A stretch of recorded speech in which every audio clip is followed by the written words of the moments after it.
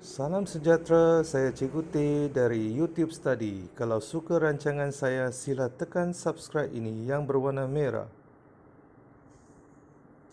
Saya nak jelaskan FSTB dan GSTK. Kamu sila lihat sampai habis baru kamu faham. Apa itu faktor? Contoh 12. Apakah faktor bagi 12? Jadi, kalau kita tengok apa darab apa sama 12? 1 darab 12 sama 12. Selain daripada itu, 2 darab 6 sama 12. Lepas tu 3. 3 darab 4. Ada lagi? 4 darab 3 tak kira lah, sudah terbalik sini. 5 tak ada 6, okey, sudah ada. Jadi faktor. Faktor bagi 12 ialah 1, 2, 3, 4, 6, 12. 1, 2, 3, 4, 6 dan 12. Sebelum terus dengan faktor perdana, saya senaraikan atau menjelaskan apa maksudnya perdana. Nombor perdana ini ialah nombor yang boleh dibahagi dengan diri sendiri dan 1. Okey, contoh 7. 7 adalah nombor perdana kerana dia cuma 1 darab 7 saja. Bahagi dengan diri sendiri dan 1 saja. Jadi 7 adalah nombor perdana. Okey. Kalau kita tengok 9, adakah 9 ni nombor perdana? Bukan kan, sebab dia boleh 3 darab 3. Jadi bukan nombor perdana. Ini nombor perdana. Jadi saya senaraikan apa itu nombor perdana. Jadi nombor perdana mula dengan 2, 3, lagi 5, sebab 1 darab 5 saja. Okey. Kemudian 7, 9 tak boleh. Nombor genap pun tak boleh lah. Yang lain nombor genap tak boleh kecuali 2 sajalah. Okey, mula dengan 2, 3, 5, 7. Okey, 2, 3, 5, 7. Lepas tu 9 tak boleh, 11, 12 tak boleh lah. 13, okey, lagi 14 tak boleh lah. 15 tak boleh sebab 15 ialah 5 darab 3, tak boleh. Lagi 17, 19, lagi teruskan. 20 tak boleh, 21 tak boleh sebab 7 darab 3, 21. 22 tak boleh, 23, 27, 25 tak boleh, 5 darab 5. Jadi seterusnya lah. Okey, nombor perdana mula dengan 2, 3, 5, 7, 11, 13 dan seterusnya. Ini ialah nombor perdana mula dengan 2. Okey. Jadi sekarang kita nak tengok apakah faktor perdana. Okey. Soalan dia, katalah kita nak cari faktor bagi 12. 24. Okey, 24 lebih senang lah. Okey. 24. Cari faktor perdana. Cari faktor perdana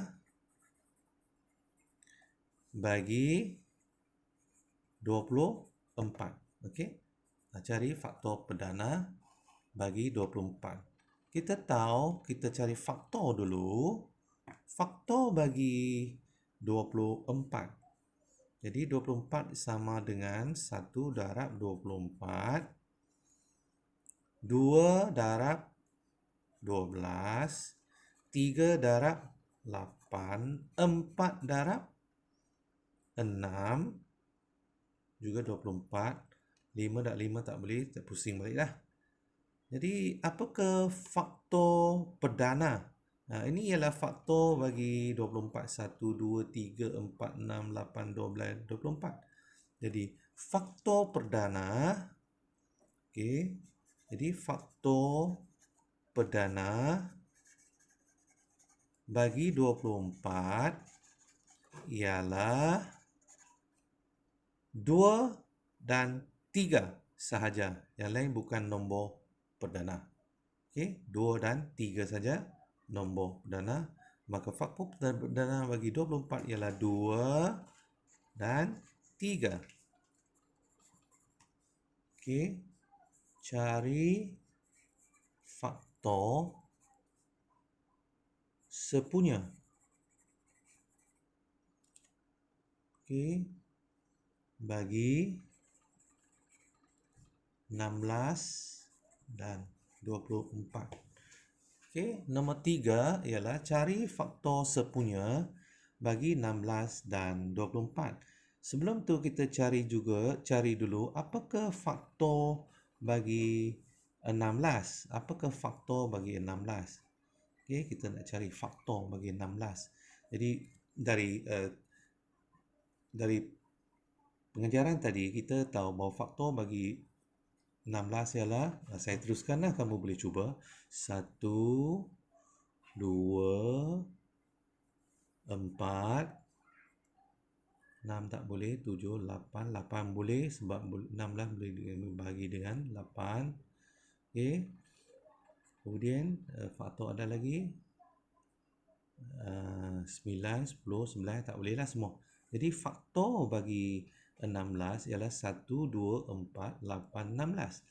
Apakah faktor bagi 24? Tadi ada senarai kan? Faktor bagi 24 iaitu dia boleh bagi 1, boleh bagi 2, boleh bagi 3, boleh bahagi 4, boleh bahagi 6, boleh bahagi dengan 8. Okey. Kemudian 9, 10, 11, 12, 13, 14 tu semua tak boleh. Jadi macam habislah di sini kan. Kemudian ada lagi 24. Habislah di sini. 24 darab 1 24. Ini 12 darab 2 24. 8 darab 3 24. 6 darab 4 24. Jadi habislah. Ya, faktor bagi 16 ini, faktor bagi 24 ialah ini. Jadi apakah faktor sepunya? Okey, faktor sepunya bagi 16 dan 24 ialah, tengok yang mana sama punya. 2, 2. Okey, 2. Yang sepunya maksud samalah. Okey, bulatkan. Kemudian ada lagi 3, 4, 4, 4. Ada 4. Faktor sepunya. Jadi 8, 8 ada 8. Okey. Kita dapat 2, 4, 8 adalah faktor sepunya bagi 2, 4, 8. Jadi okey, nombor 4 tadi cikgu dah jelaskan apa itu FSTB ya, yang tadi cikgu tulis di depan itu, iaitu ni FSTB. Okey, FSTB ringkasan daripada faktor sepunya. Ini faktor sepunya. Faktor sepunya TB ialah terbesar. Okey, faktor sepunya terbesar. Jadi dari soalan sini cari faktor sepunya 16, 24 ialah 2, 4, 8. Jadi di manakah faktor sepunya terbesar? Jawapan ialah 8. Jawapan ialah 8. Okey. Maksudnya cari FSTB bagi 16 dan 24. Jawapan ialah 8. Walau bagaimanapun dia ada cara lain, tapi saya rasa cara ini lebih sesuai untuk belajar. Nombor 5 ialah gandaan. Faktor tu semua sudah habis. Sekarang gandaan. Okey. Gandaan maksudnya, apakah gandaan bagi 6? Gandaan bagi 6 ialah darab dengan 1, 6. Darab dengan 2, 12. 6 darab 3, 18. 6 darab 4, 24 dan seterusnya. Okey? Dan seterusnya. Okey? Apakah gandaan bagi 8? Jadi gandaan bagi 8 sama juga gandakan, gandakan. Jadi 8 darab 1 8. Okey. 16, 24 dan seterusnya. Itu maksudnya gandaan. Okey. Dan kita teruskan dengan gandaan sepunya. Gandaan sepunya. Okey. Jadi untuk gandaan sepunya ini, tengok apa gandaan sepunya bagi 6 dan 8. Apakah gandaan sepunya bagi 6 dan 8? Jadi gandaan sepunya ada ini 24. Okey. Kalau kita sambungkan lagi, ni 6 darab 5, 30, 36, 42, 48. Okey. Dan kalau kita sambung sini, 24 darab 3 darab 4, 32. Okey. 32, 40, 48 dan seterusnya. Jadi gandaan sepunya bagi 6 dan 8 ialah 24 dan 48. Itu gandaan sepunya bagi 6 dan 8. Okey, ialah 24 dan 48.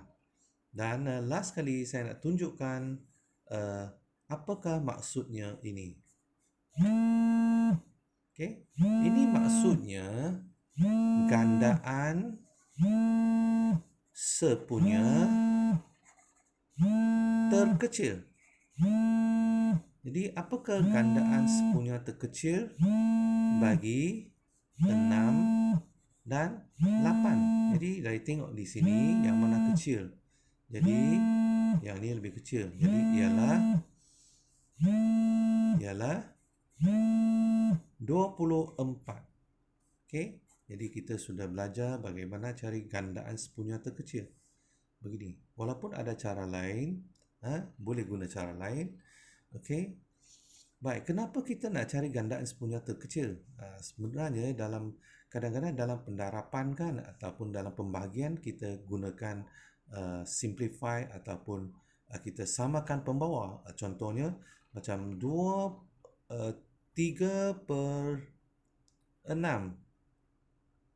tambah katalah 3/8. Macam ni kita tambahkan. Jadi kita mesti cari GSTK bagi 6 dan 8 lah, 24. Tapi kalau kamu cepat, kamu tak perlu buat dengan susah. Ini darab 4. Ini darab 4, ini darab 3, ini darab 3. Sebab 24 ni boleh dibagi dengan 6 dan 8. Okey. Jadi kita selesaikanlah. Okey. Itu sebabnya kita nak cari GSTK. Okey, semoga berjaya dan memahami.